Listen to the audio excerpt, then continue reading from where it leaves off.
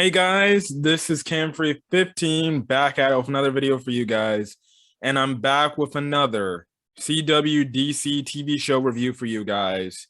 And I'm reviewing the third season of Batwoman. Yes, the show everybody loves to trash and hate, even though it's actually not that bad of a freaking show.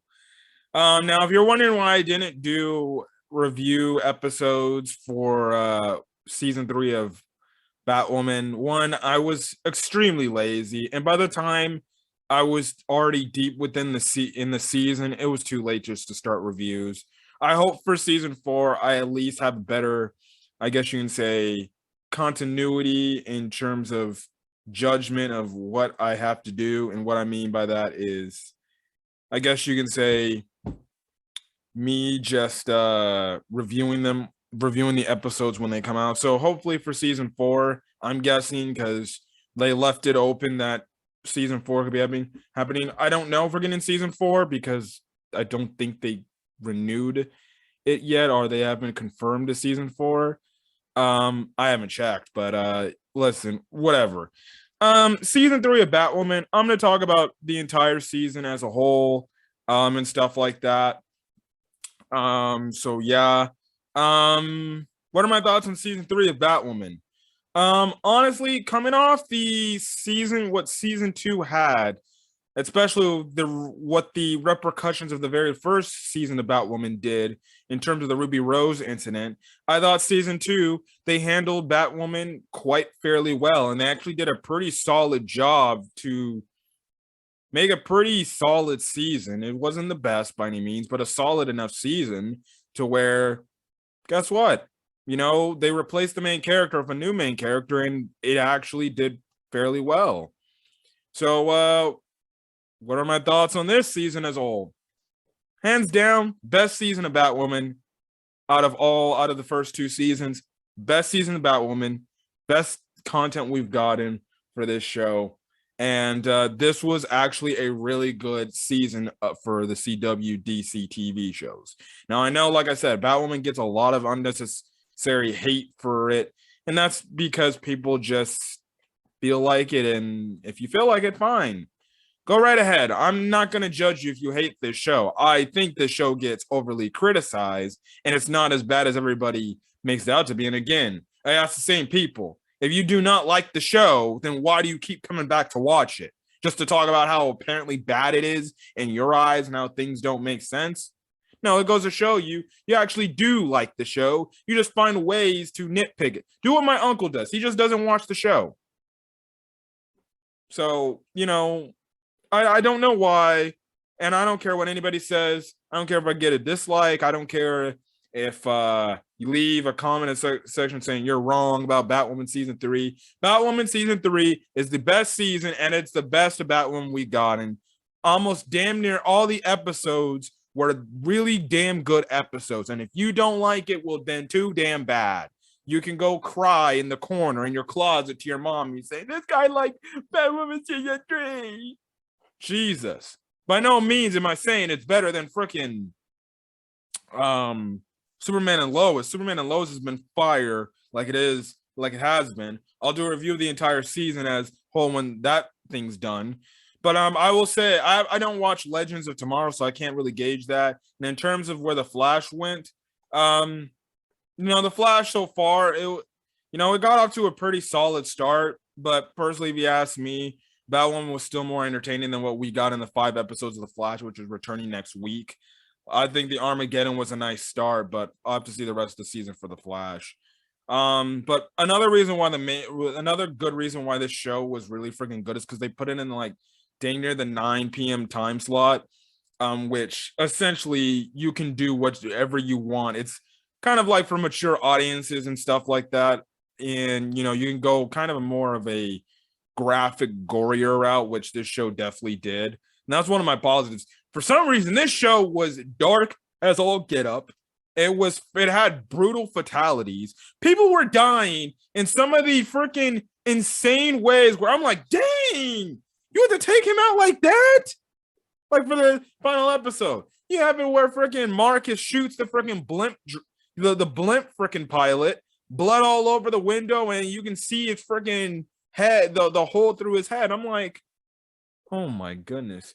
Some of these kills were just brutally murdered, like just crazy.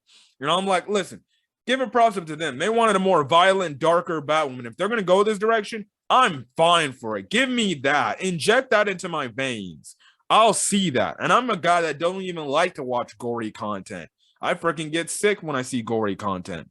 But regardless, this was great content. I saw great stuff. I saw and everything. And stuff like that. I thought that was great. The story arc. Personally, there was two different story arcs in this season throughout the 13 episodes. The one story arc was centered around Poison Ivy, while the other main story plot of the season was centered around Ryan meeting her real mother and her real brother, who ended up, we find out later on, kind of is Joker 2.0 in a way, because he had an event with the Joker. So I'm just gonna say this. Listen, in terms of the two storylines, what I liked more personally, I liked more of the Marcus Jet storyline than the Poison Ivy one. If you honestly ask me, in the Poison Ivy storyline, I like Mary being more of a freaking bad guy than regular Poison Ivy. Honestly, I thought the regular Poison Ivy storyline, which is, I will say, is one of my negatives, it was kind of just a drama fest. It was just kind of, you get introduced to the one character. I forgot his name. Her name. Let me actually go. I'll be back. Let me find her name real quick, guys. Okay, back. The one caught Renee Montoya, who looked like she was gonna have a little fling with Sophie, which was gonna throw a little wrench into the Ryan Wilder Sophie relationship thing. But you had the whole thing there where it's kind of a drama fest of Renee at a point in time when Batman was still a thing.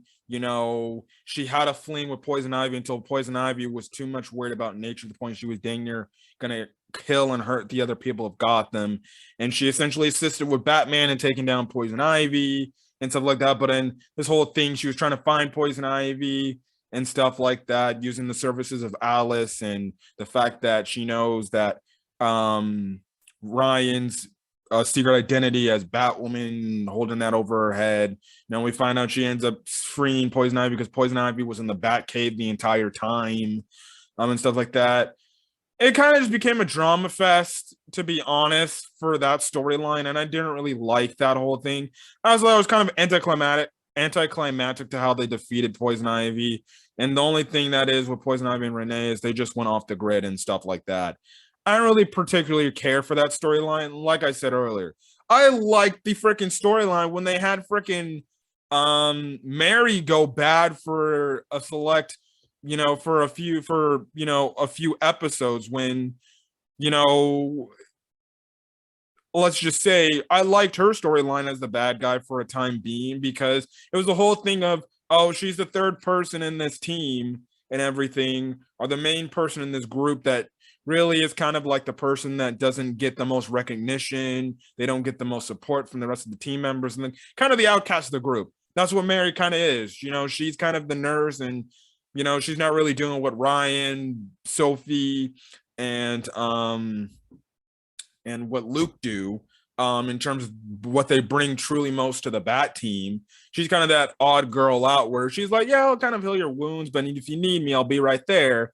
And I like that whole thing where, she gets attacked by freaking Poison Ivy. She gets infected with Poison Ivy. At first, she has these outbreaks where she can't tell, or she doesn't understand who she is and stuff like that, but she's actually doing Poison Ivy's work. And then when she finally realizes and gets control of the powers and the abilities, that's when she has that flip switch where, she's like, you guys don't value me anymore and stuff like that. Now, can you say why? You can say, but it's kind of weird that, oh, she gets powers, she automatically goes evil, and then you can even give a little bit of a nitpick and / criticism. I'll say kind of a more of a criticism on my end of the fact that she was able to make the whole 180 turn.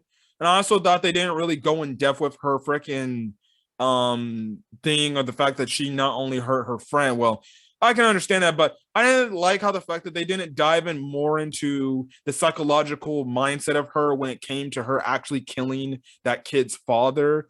And, I didn't like how the fact that they just wrapped it up like, oh, Alice just told the parent, the wife of the husband who Mary killed, like, oh, it was me and stuff like that. I hope in season 4 they go more in depth with the psychological mindset of Mary regretting the actions of what she did. I thought it was way too quick, because now Mary's like completely fine and cool and dandy and stuff like that, and now it doesn't get to her. No, something like that should eat at you for like months, years, and stuff like that.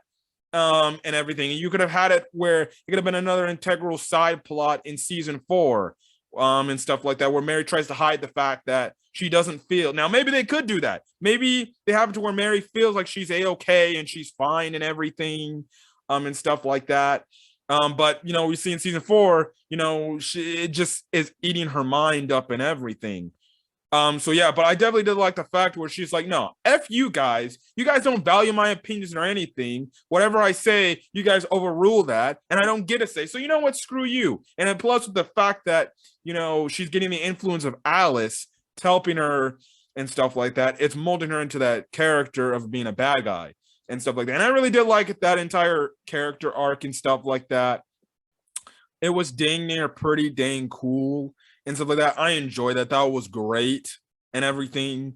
Honestly, like I said, in terms of the Poison Ivy storyline, I loved her whole storyline a lot more than just regular Pamela Isley storyline, which, if a freaking main supporting character in the Bat team is beating you as a main antagonist in your storyline, that goes to show you weren't really good.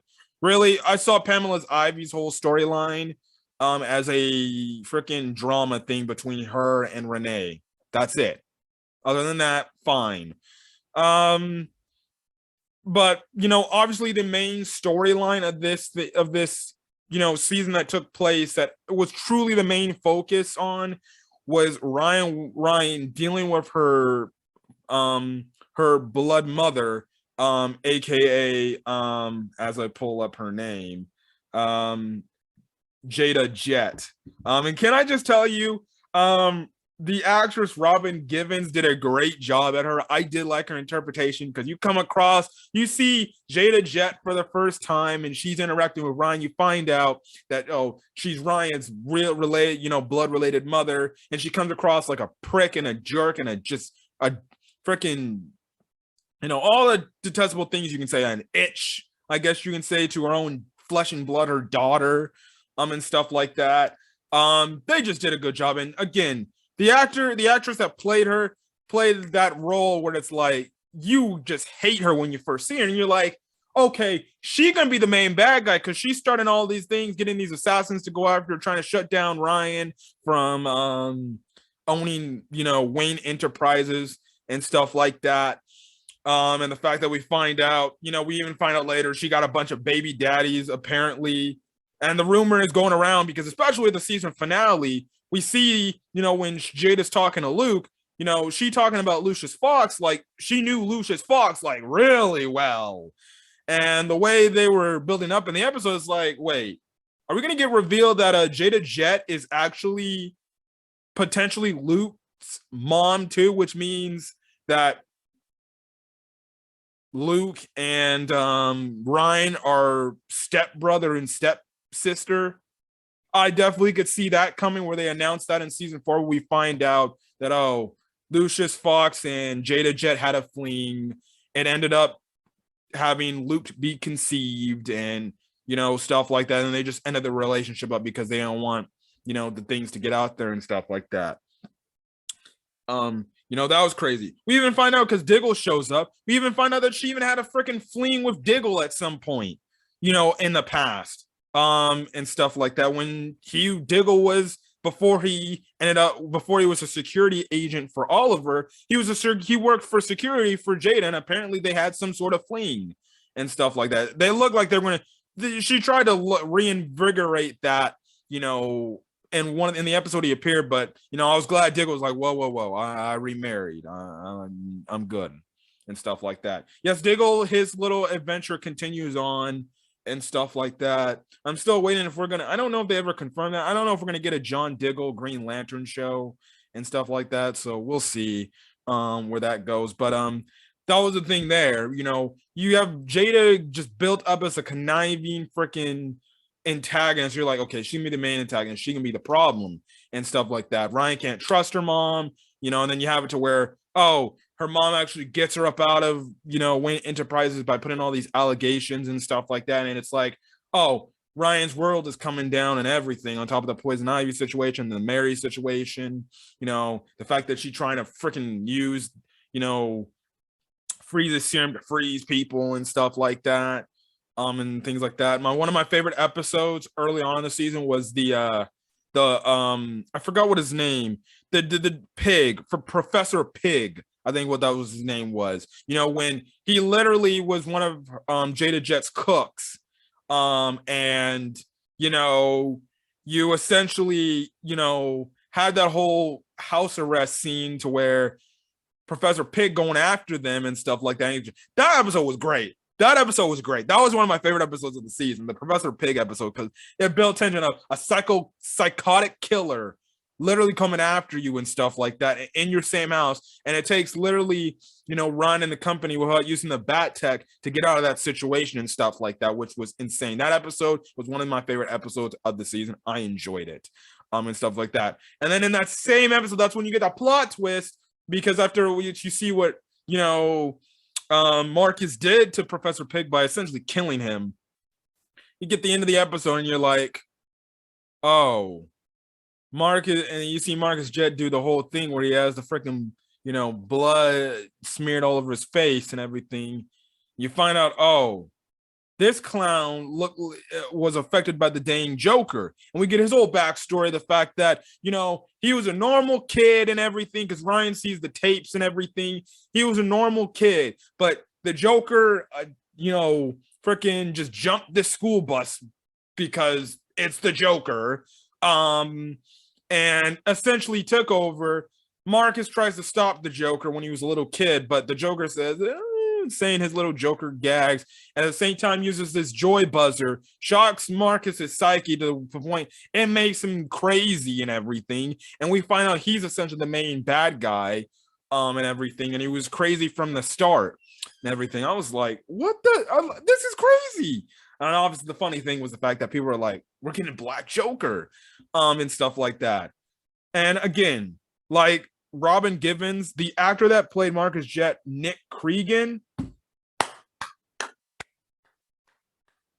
I gotta give my props to this dude. This dude was straight up killing it this season. By far, one of the best CW DCTV show antagonists in the franchise. That counts Arrow, The Flash, Legend, Superman and Lois, Black Lightning. He is up there, man. Like, this dude was ruthless. He was going up in there cutting people up. And it kind of sucks from the standpoint that I didn't like the fact that he ended up being, you know, changed back to normal, and stuff like that at the end of the season. And he's Marcus Jet again. I didn't like that. Well, it's kind of more of a nitpick, because I wanted to have that crazy psychotic character that it's always going to be in Ryan's grill, that, like, you know, that's going to be her Joker, her own brother. But I guess I can understand why they wanted to change him back, because he knew the identity, and they're either you have it to where he stays crazy Joker and goes to Arkham, or you just change him back and he gets back to normal because he can preserve the secret identity and he doesn't have to go dang near crazy, and he ain't a freaking Joker man-child fanboy thing. But this man was so insane. Just the words he was saying and everything he was doing, you just felt like this guy was thinking this thing through, but he's also crazy at the same time. And it's like, oh my goodness. Like the one episode last week before the season finale, when he had like the freaking court of all the other people and stuff like that, like the one of the members of Falcone, Barbara Keene or something, that's her name, and had her mom, and he was just offing people off this wheel of death. I'm like, this guy is crazy. I'm like, this man losing his damn mind.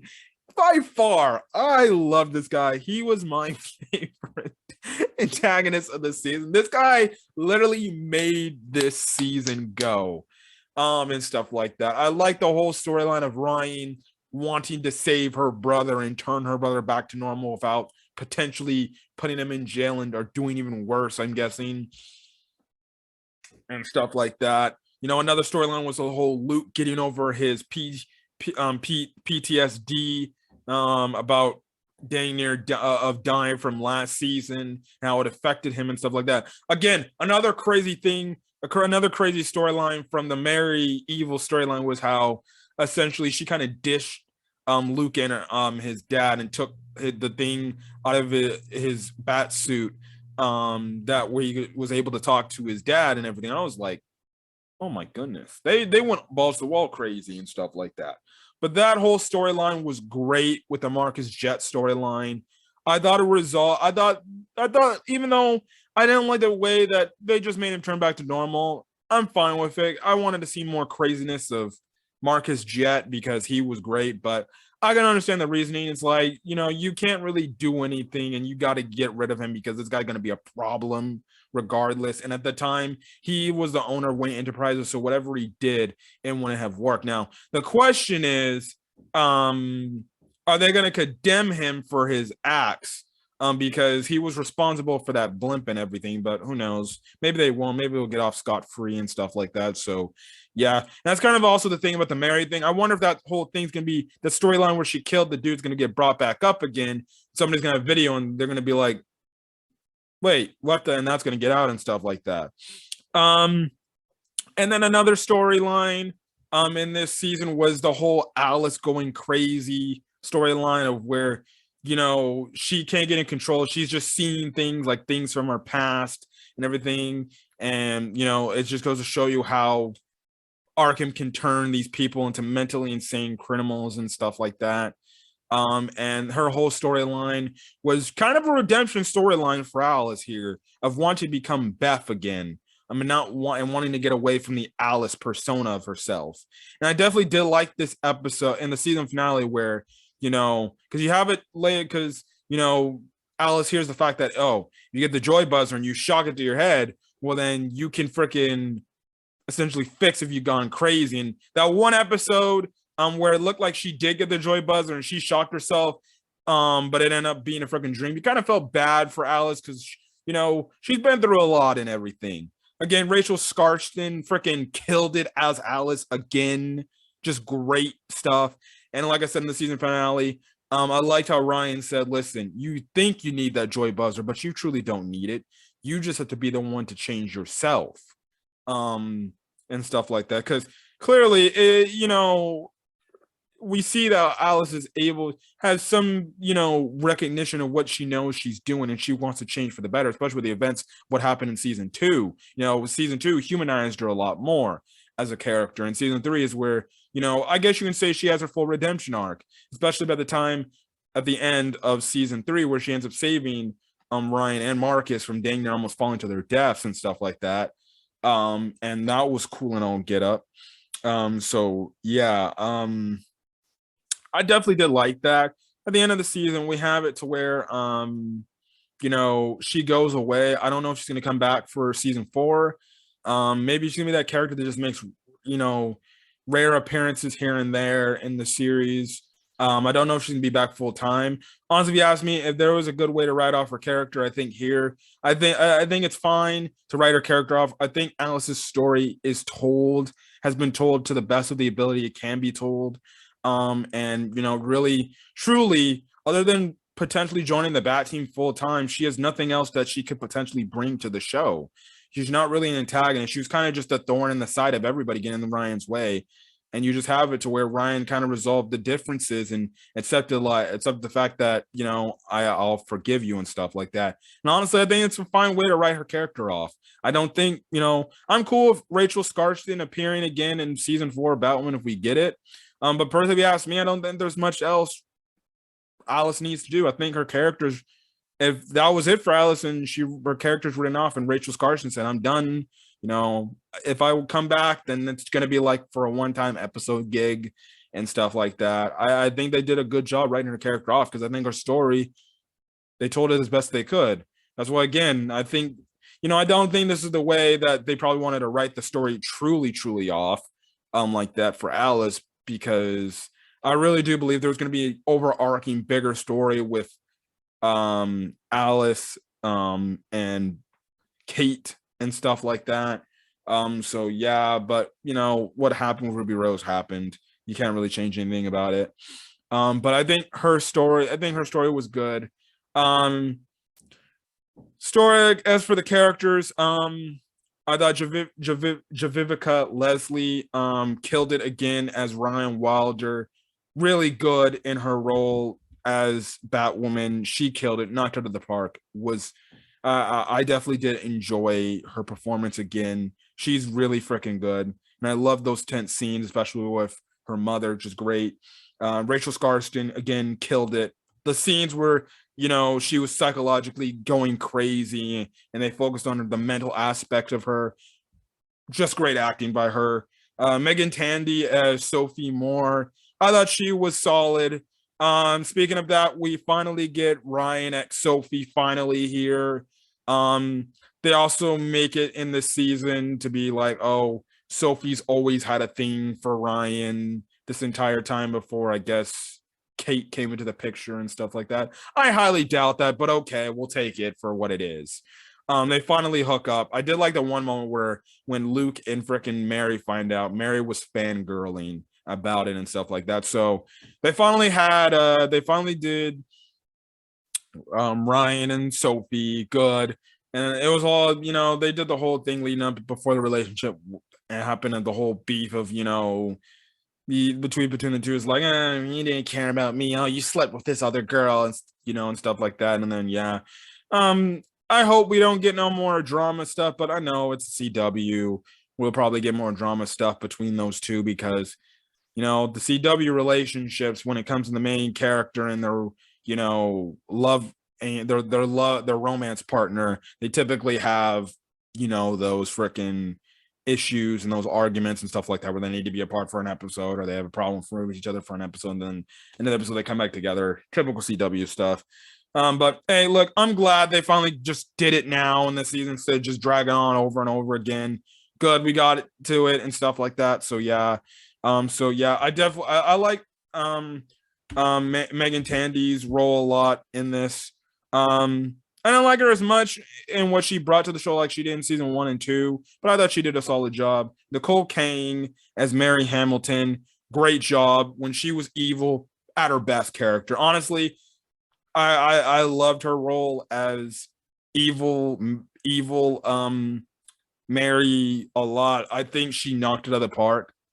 That was definitely, the best she's done in the show. And again, I think she's great as Mary and everything, even as good Mary, but she knocked out the park and stuff like that. If you didn't like Mary, well, Mary will steal the show in season 3 here with what she does. Nicole King, I thought she did a good job. They also, too, speaking of Mary and Luke, I've always said that I think they're teasing towards a Mary and Luke relationship, but then it looked like the whole thing was gonna be thrown in the toilet because freaking Stephanie Young got brought into the picture in last season, and it looked like Stephanie Young and Luke were clicking and like, oh, is Stephanie Young gonna return and get a relationship with Luke? But no, there was a line in the season finale where Luke tells Mary that it's good to be like this, together again and stuff like that, about the whole working together as a bat team and stuff like that. And it looked like it hit something within Mary, like, oh. So maybe next season, if for season 4 we get the next relationship in the bat team is going to be between Luke and Mary. I've always said this. I think Luke and Mary are going to hook up with each other because it just makes sense. This season gave them moments and stuff like that. Like we could see Luke clearly cared about trying to get Mary back. Heck, even when that one episode when she was kind of messing around with Marcus. I'm not in like a sexual way or anything, but just messing around with Marcus and everything. He got pretty dang jealous and everything, because he cares about Mary and stuff like that. So I think he's going. I think they're going to be a relationship angle between the two. I think there's always been a relationship angle between Mary and Luke. We'll just to see if they fully commit to it, and stuff like that. So yeah, I already spoke on Marcus Jet, Nick Cregan. I thought he was good. Renee Montoya, I thought was all right. Nothing really. Cameras Johnson as Luke, I thought he was great. Again, he did a really good job as Luke Fox again. Robin Givens as Jada Jet, already spoke highly about her. I thought she was good. I forgot the actress who played who played who played Poison Ivy, but I thought she was all right. And stuff like that. But yeah, that's kind of it. But this season was really dang good. I enjoyed this season a lot, and it's the best season.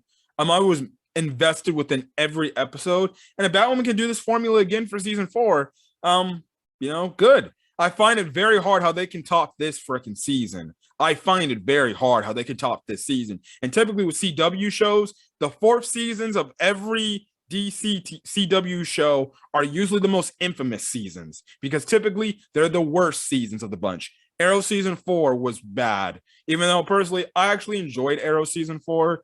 Season 4, The Flash wasn't the best, and you can argue making the argument that's kind of when Flash kind of went on the downturn for the good. I don't know about Legends because I didn't watch Legends. Supergirl season 4, it wasn't particularly good from what I can remember, and stuff like that. So yeah, the only shows that hopefully could break the mold are Batwoman, Stargirl if it ever gets to a season 4, and Superman and Lois if that ever gets to a season 4 too. But yeah, another thing I did like too is I like the shorter episodes. I think the CW needs to do this for all their CW DC shows. Have shorter episodes, have 13 to maybe 13 to 15, 16 episodes. I think that's a good thing to get your main story point across. It keeps the focus on the main story and makes every episode integral to getting to that main story point instead of having a 21 or more episode season to where you just have these filler episodes and it's like villain of the month type of thing. I think these shorter seasons for the CW DCTV shows actually help them a lot more because you're focused strictly on the main storyline. It's not, oh, this offshoot filler episode that doesn't really serve as any importance to the main storyline. I like that. And stuff like that. So yeah. And then the way how they set up season 4 essentially is after the events of Ryan and company saving the city of Gotham with the blimp that had the Joker essentially bombs on it. Essentially, when it crash landed, this crazy radiation came out of nowhere. And essentially, I guess the news reporter that's always been talking about Batwoman since the start of the series, her and her cameraman get killed by what looks to be this person that's like looks like a zombie walking around, and you can see the actual skeletons, the bones of the skeleton. And I'm like, I don't know who that is. I don't know what Batman villain that is, but okay. Be very interesting to see what happens if we ever get a season 4. I think we will. Season 3 for Batwoman, and this is again my closing thoughts. I thought it was really good. I enjoyed it. I had a blast watching it, and I very rarely had any negatives to speak on the show. This was Batwoman at its best in terms of the CW. And listen, I say give this show I say give this season a shot. This definitely, you could say, makes Batwoman a lot more entertaining. Watch season 3. It's really damn good. I've already told my uncle who's a big Batman fan, who we're going to do a review about the Batman movie together on the channel. I've already requested to him, like, he needs to check out Batwoman season 3. Like, it's really good. I enjoyed it a lot, and stuff like that. But yeah. So that's my thoughts on Batwoman season 3. Put in the comment section your guys' thoughts on Batwoman season 3. Did you guys like it? Were you guys middle in the middle about it, or did you guys absolutely hate it? Definitely like to hear your thoughts. How do you like Batwoman as a whole? Do you hate it or do you like it? Or just or are you just indifferent about it? So hit that like button if you like this video, or hit this dislike button. Hit the dislike button if you didn't like the video, I guess. As well as hit that subscribe button. You want to get more CWDC TV show content. Again, like I said, whenever the Flash, and Superman and Lois's seasons are done, I'll review those seasons in its entirety because it's already too late to just do episode reviews. Hopefully next time I see there's the next season for these shows, I review them weekly. I've been so busy with school and stuff like that. But yeah. Anyways, guys, I'm gonna get out. Hopefully you guys have a great rest of your day or night or whenever you're in this video. Until then, guys, I'll catch you guys later. And yeah, till then, guys, peace.